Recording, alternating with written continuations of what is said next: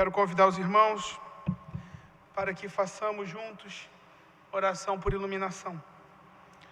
Querido Deus, muito obrigado porque nós vivemos num país onde há liberdade de ler a Tua palavra.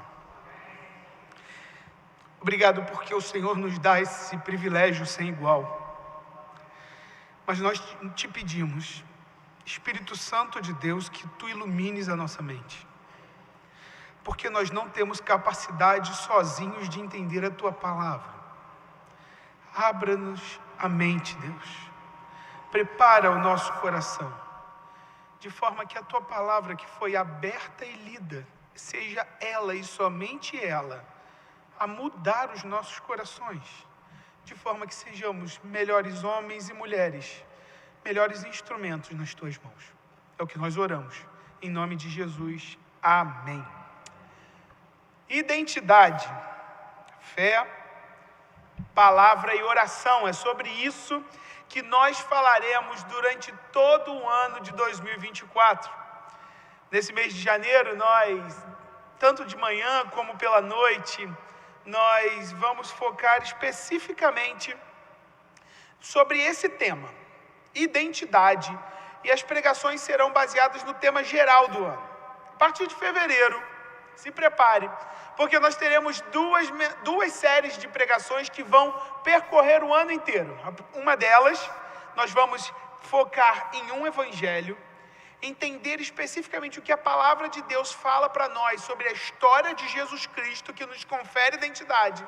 E na outra série de sermões, nós olharemos para homens e mulheres que Deus levantou ao longo da história, registrado nas Escrituras. E nós vamos entender o que Deus faz com servos que são chamados para serem dele. Não perca, convide seus colegas, seus amigos, seus familiares, porque certamente será uma bênção. E diante disso, eu pergunto para você, quem é você? Você certamente já se deparou com essa pergunta. Você que tem rede social, você tem que fazer a sua biografia, por exemplo, do Instagram. E talvez você pode dizer, eu sou carioca, brasileiro com orgulho, casado com fulano, pai de fulano de tal. Mas eu quero fazer essa pergunta de forma ainda mais profunda. Quem é você e o que você faz no mundo? É interessante como, em meio a narrativas do nosso tempo que chamam para si a premissa de conferir identidade às pessoas, através de diversas coisas, através de uma pseudo-liberdade de ser quem quiser, através de uma pseudo-liberdade de fazer o que quiser. É interessante que nós vivemos num tempo que carece de entendimento de identidade e de propósito. Eu vou te dar um exemplo do porquê que eu afirmo coisas como essa. Você deve acompanhar nos últimos anos, nas redes sociais, que é um grande outdoor para isso que eu vou falar, o crescente movimento de profissionais que se intitulam com a capacidade de fazer com que outros descubram o seu propósito de vida. E você vai ver, por exemplo, coaches dizendo, venha até mim e você vai descobrir como entender o seu propósito, seja trabalhando de onde você quiser, por exemplo. E aí você não, mas aqueles que são capturados por esse tipo de narrativa falam, opa, talvez é isso que me falte para entender o meu propósito. Aquelas 8 horas no meu trabalho, no escritório trancafiado ou de home office, talvez é isso que esteja me impedindo de entender quem eu sou, o que eu faço nesse mundo. Talvez você vai olhar e fala assim, entenda quem você é, descubra o seu estilo, descubra a sua paleta de cores, e então você vai ter uma segurança ainda maior de mostrar para o mundo quem você é, o que você faz e alcançar finalmente o seu propósito. E eu continuo te perguntando, tá? Para que você existe? Independente da sua paleta de cor,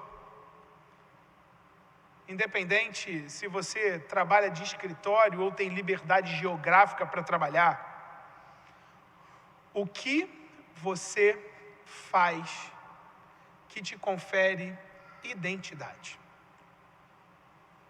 Como que a gente descobre isso? A palavra de Deus vem nos mostrar. A palavra de Deus nos mostra que desde os tempos bíblicos, os filhos de Deus são chamados a viver uma vida diferente do padrão que vem no seu tempo. Por exemplo, lá no livro de Deuteronômio, capítulo 28, diz o seguinte: o Senhor constituirá para si em povo santo, como te tem jurado, quando vocês guardarem os mandamentos do Senhor teu Deus e andares nos seus caminhos. E todos os povos da terra verão que és chamado pelo nome do Senhor. Promessa a Israel, o povo. Interessante. A partir de Deus, eles teriam um propósito. Mas o Novo Testamento nos diz o seguinte, em Romanos 12, 2: mas não vos conformeis com este século, mas transformai-vos pela renovação da vossa mente. É nítido que a palavra de Deus nos mostra que haverão tentativas do mundo de trazer identidade para o povo de Deus, mas essas precisam ser tentativas frustradas. O povo de Deus só pode ser constituído como povo dele se olhar para a sua palavra, crer nela e então viver aquilo que Deus tem chamado a nós para vivermos. O seu propósito de vida só vai ser atingido se você estiver fincado na palavra. Você pode ter a mentoria do melhor coach do mundo. Você pode ser totalmente bem resolvido consigo mesmo, consigo mesma, mas você não vai ter um propósito de vida se você não vai entender o seu propósito de vida se você não estiver fincado nas Escrituras. Por isso, eu convido você para meditar no tema Vivendo com Propósito. Vivendo com propósito, eu quero, no final dessa pregação, que você chegue na conclusão de existe um propósito a ser vivido, não somente para 2024, mas por toda a minha vida. E o apóstolo Pedro escreve esta carta. Se você fechou a sua Bíblia, eu convido você para abri-la novamente. O apóstolo Pedro, ele escreve essa carta a fim de incentivar judeus que tinham se convertido ao cristianismo a perseverarem na sua fé. Os leitores iniciais de Pedro estavam passando por muita dificuldade. Pensa num povo que não só tinha tido a sua vista do mundo totalmente modificada, porque de judeu, agora eles passavam a entender Cristo como o Messias prometido, e agora eles eram cristãos. Eles já tinham mudado totalmente a sua vida, mas não somente isso. Eles sofriam perseguição, então não somente a sua realidade espiritual havia mudado, mas a sua realidade geográfica havia mudado. Eles agora temiam pela sua vida. Eles estavam longe das suas casas, eles estavam separados das suas famílias, e eles estavam se perguntando: o que nós vamos fazer agora? Afastados, longe, sofrendo perseguição, em meio a uma nova fé, ou em meio à concretização daquilo que nós sempre almejamos na pessoa de Jesus Cristo. O que vamos fazer? E Pedro escreve essa carta para animá-los, para dizer: olha, as alegrias em sermos filhos de Deus, elas são maiores do que as dores. Perseverem, continuem firmes, porque a alegria da salvação é uma alegria indizível, diz Pedro no primeiro capítulo. Porque vocês foram feitos povo de Deus, e como povo de Deus, vocês são chamados a viver em santidade. E Pedro termina o capítulo 1 da sua primeira carta dizendo: então vivam em santidade. Não porque vocês vivem bem ou em paz, não, pelo contrário, vocês não vivem bem em paz, mas porque um dia vocês foram chamados para serem filhos de Deus. Portanto, vivam de modo digno desse novo nascimento. E aí Pedro entra no capítulo 2, que nós lemos. E ele tem total ligação com o primeiro capítulo, quando ele começa dizendo: portanto, por causa disso tudo que eu falei, porque vocês, apesar das perseguições, podem encontrar uma alegria sem igual a partir da salvação que ninguém pode tirar de vocês. Por causa disso, despojando-vos de toda maldade, dolo, hipocrisia e inveja, de toda sorte de maledicência, desejem ardentemente, como crianças, o genuíno leite espiritual. O que Pedro está dizendo aqui? Que a partir de um novo nascimento, a partir da identidade que Cristo dá para o seu povo, existe a necessidade de abandonar práticas que são pecaminosas.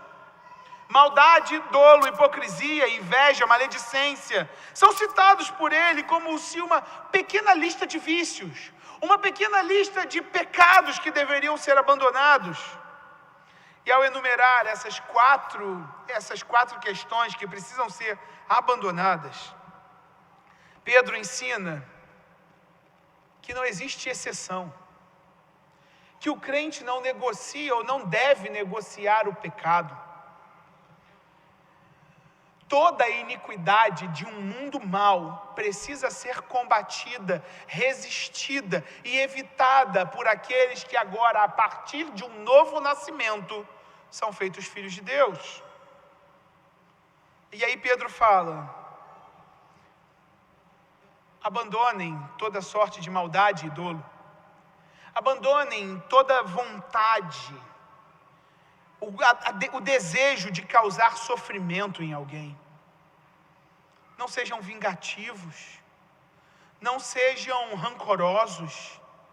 E isso faz todo o sentido para aqueles homens e mulheres que estavam sendo perseguidos, que tinham abandonado as suas casas, que tinham perdido seus familiares por conta da perseguição.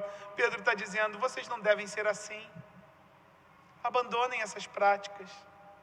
De tal forma que o meio difícil pelo qual nós vivemos não nos dá margens para negociarmos princípios cristãos. E Pedro segue ensinando aqueles homens e mulheres que eles não deveriam ser hipócritas, que eles não deveriam fingir ser quem eles não são, que a vida cristã é muito mais do que uma aparente piedade. Pedro diz que as bocas dos crentes, elas não devem conter palavras mais, fofocas, inveja.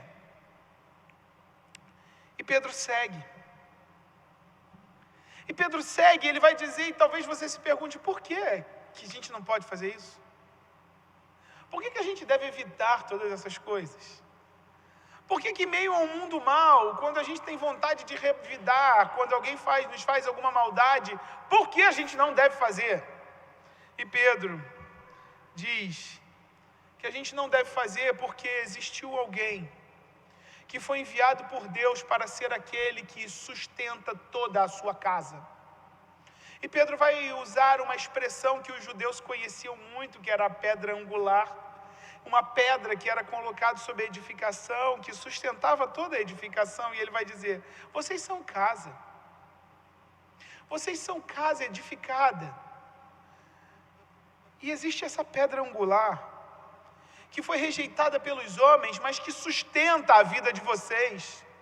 E Pedro faz referência a Jesus Cristo, que havia morrido alguns anos antes, mas venceu a morte, e vencendo a morte, traz para si a premissa de ser o salvador do seu povo, de forma que todos aqueles que creem nele também são salvos da morte, e da mesma forma como ele ressuscitou, também nós, ou aqueles que estão nele, também ressuscitarão. Pedro vai dizer: cheguem até ele, encontrem ele, se relacionem com ele, Não deixe a vida de vocês ser levada por um caminho mau, de maledicência, de dolo, de inveja, de hipocrisia. Não, chegue até Ele. Ele sim é quem sustenta vocês. Ele sim, a partir dele sim, é que vocês, no versículo 5, são edificados casa espiritual. E é interessante que Pedro, aqui no versículo 5, ele começa a mostrar que o crente, ele não vive somente para si mesmo, no sentido de que a nossa responsabilidade não é somente eu fazer o bem ou fazer o mal, porque para a gente ser pessoas boas conosco. Não.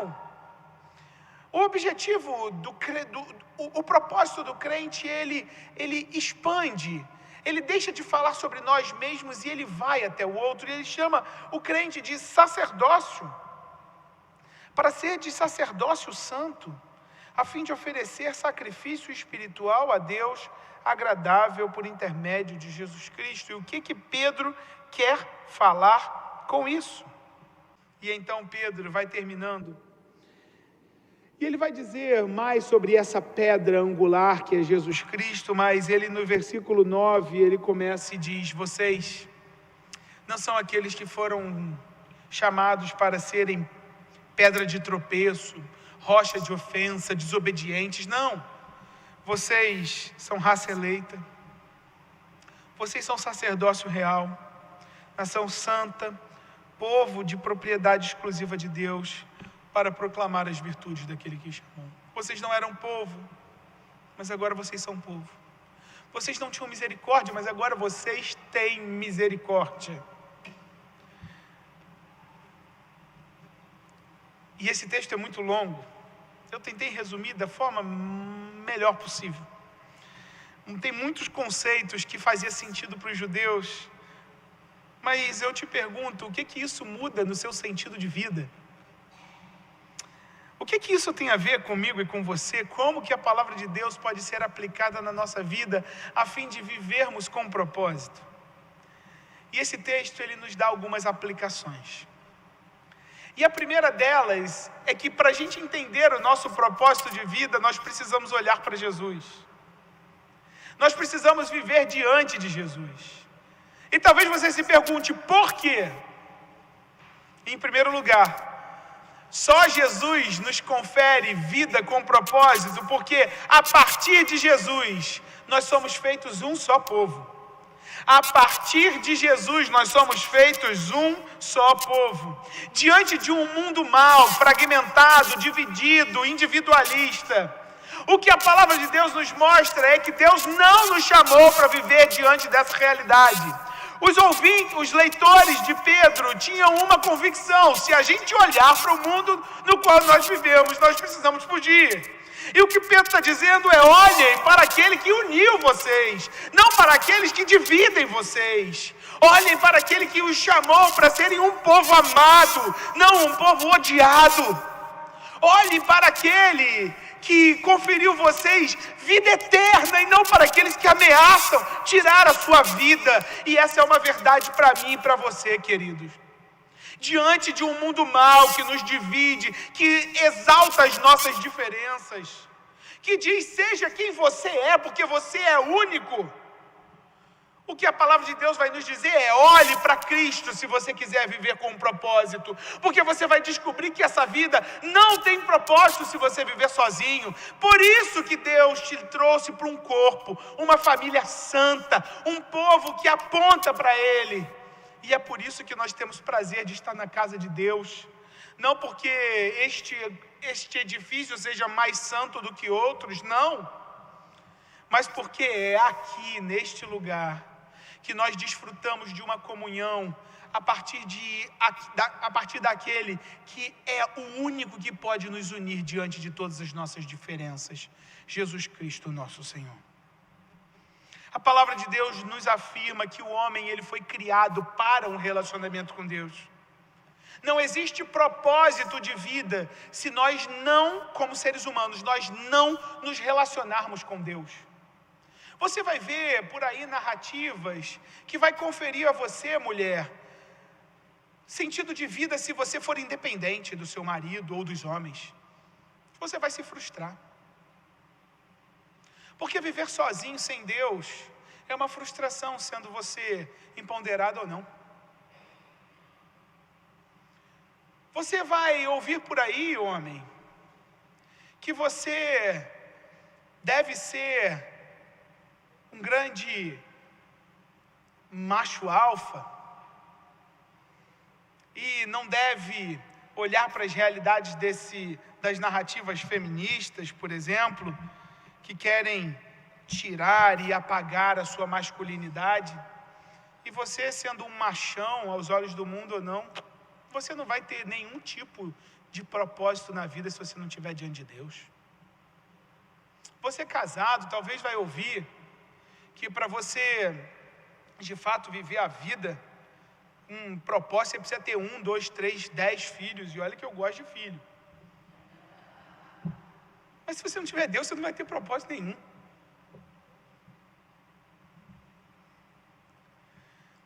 Porque a palavra de Deus nos diz que nós fomos criados para nos relacionar com Deus. Mas que o pecado nos tirou aquilo que nos confere sentido de vida.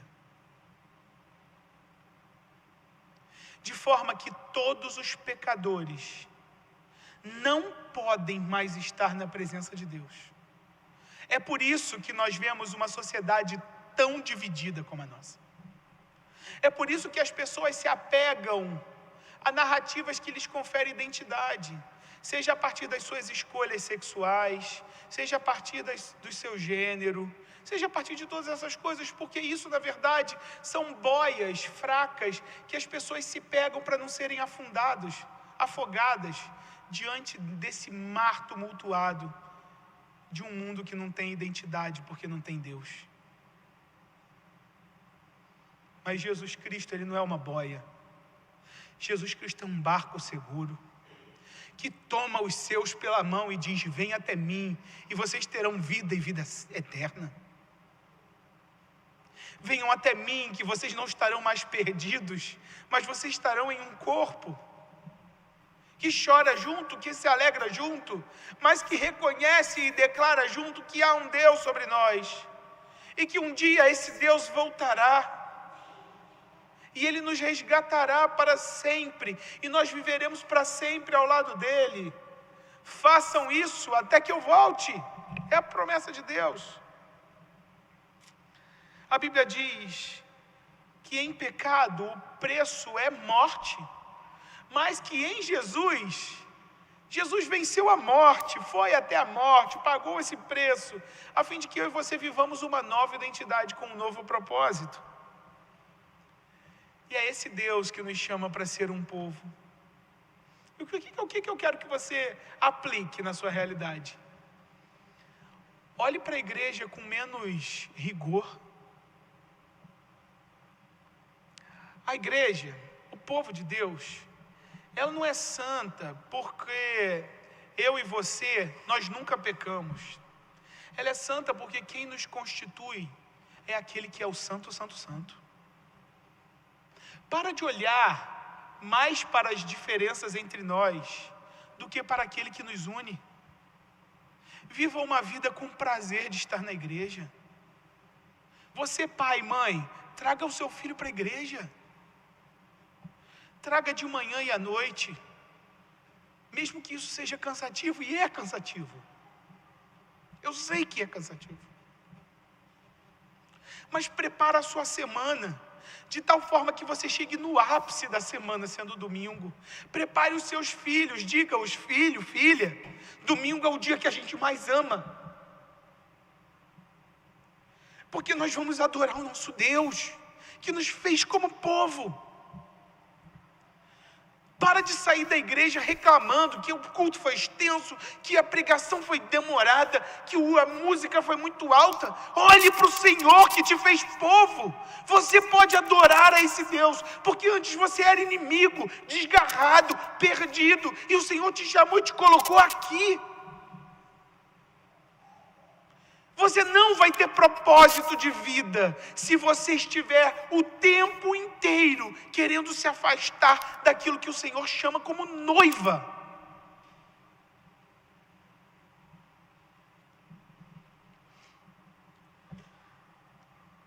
O seu domingo, ele precisa girar em torno do seu relacionamento com Deus em comunidade. Não é o sol que vai te levar para a praia, ou o jogo de futebol que vai começar, que vai definir a sua jornada de domingo, não. Olhe para a igreja como um povo santo, que foi unido por aquilo que ninguém, nem mesmo a morte pode separar. Quem está do seu lado é muito diferente de você. E quem está do seu lado, com muita convivência, com certeza vai fazer algum mal para você. Mas eu convido você, nesse momento, a, se você de fato quer viver com um propósito real na pessoa de Cristo Jesus, que você comece a enxergar mais as alegrias e os privilégios de ser um só corpo com aqueles que são diferentes, do que exaltar e enxergar somente as nossas diferenças.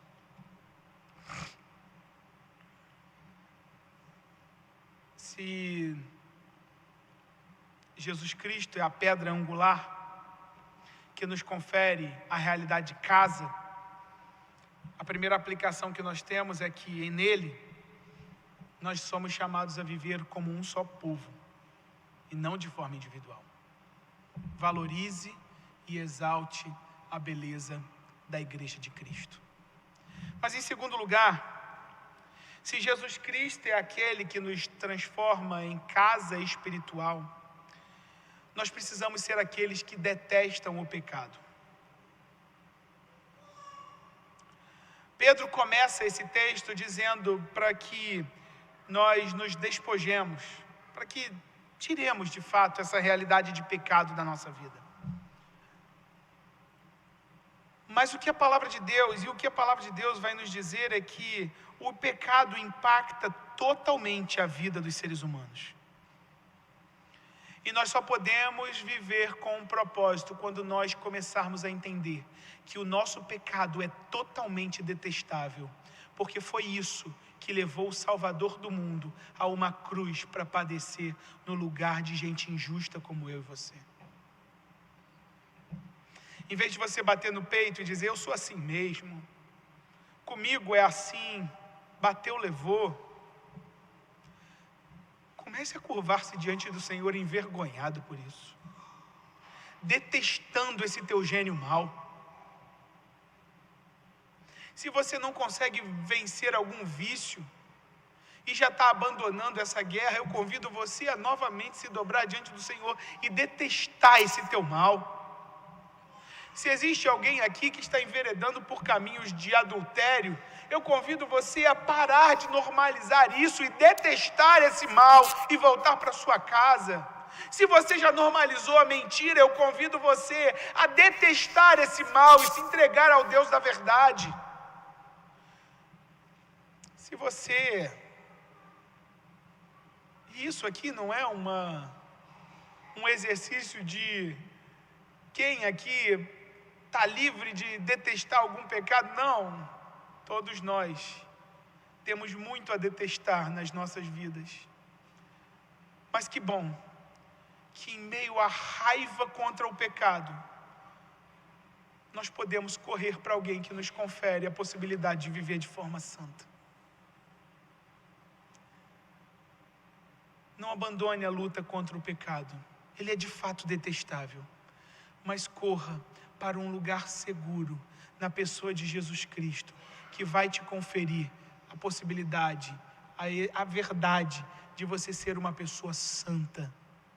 Não pelos teus merecimentos, mas porque um dia o santo se entregou em seu lugar e te fez casa espiritual, a fim de que você seja sacerdócio santo.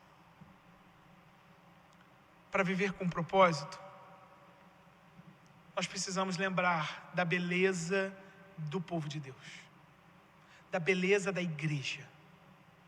mas nós precisamos lembrar quão detestável é o nosso pecado, e abandonar, e lutar contra ele, e ser mais tolerante àquele que falhar, a fim de darmos a mão e tomarmos pelo braço e caminhar na direção do Senhor. Mas em terceiro lugar, se nós queremos viver com um propósito, nós precisamos firmar a nossa vida no único que pode nos conferir identidade real para aquilo que nós fomos criados para ser: Jesus Cristo. Nós somos um povo que detesta e foge do pecado, mas um povo que, apesar das nossas inconsistências, é um povo que está firmado na pessoa e na obra de Jesus Cristo, que já está feita, já está realizada, já está terminada na cruz do Calvário. E é esse Deus a quem nós devemos confiar e devotar a nossa vida, e então vivermos de modo a proclamar as suas verdades. No versículo 4, Pedro diz assim: chegando-vos para ele, pedra que vive, pedra sim rejeitada. E Pedro dá uma ideia de algo constante, uma aproximação constante de Jesus. Algo que não deve ser feito somente pelos novos crentes, que se achegam e têm aquela onda do primeiro amor, mas não. Um povo firmado em Jesus é um povo que reconhece que é dependente dele. É um povo que reconhece que a melhor coisa que nós podemos fazer é confiarmos no nosso Senhor, é sermos fiéis a Ele.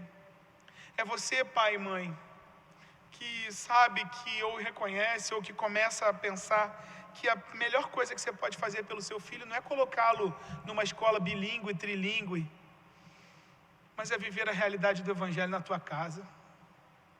É você, homem, amar sua esposa. É você, mulher, se submeter ao seu marido. É você, pai e mãe, ensinar os seus filhos a lerem a Bíblia, a orar com eles.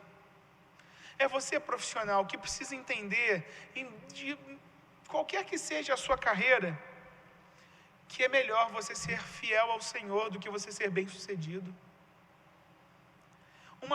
Um povo firmado em Jesus é um povo que consegue enxergar maior riqueza em ser dele, em ser um povo, um sacerdócio real dele, do que ser bom aos olhos do mundo. Nós não fomos chamados a ser grandes aos olhos desse mundo. Você não vai atingir o seu propósito se você se enveredar por narrativas que vão te conferir a possibilidade de ter muito dinheiro. E não é problema você ter dinheiro, mas isso não vai te dar identidade nem propósito. Você não vai encontrar propósito e identidade se você conseguir se desfazer dos laços terríveis do mundo machista. Não, você vai continuar perdido. O que você vai ter, como a palavra de Deus garante, é encontrar o seu propósito de vida, se você se voltar para aquele que faz novas todas as coisas. Eu e você somos chamados, fomos feitos para viver um relacionamento com Deus. E somente Jesus pode fazer com que vivamos este propósito de modo pleno. Como? Sendo um só povo que detesta o pecado, mas que está firmado totalmente na obra do nosso Senhor e do nosso Salvador Jesus Cristo. Que Deus te abençoe.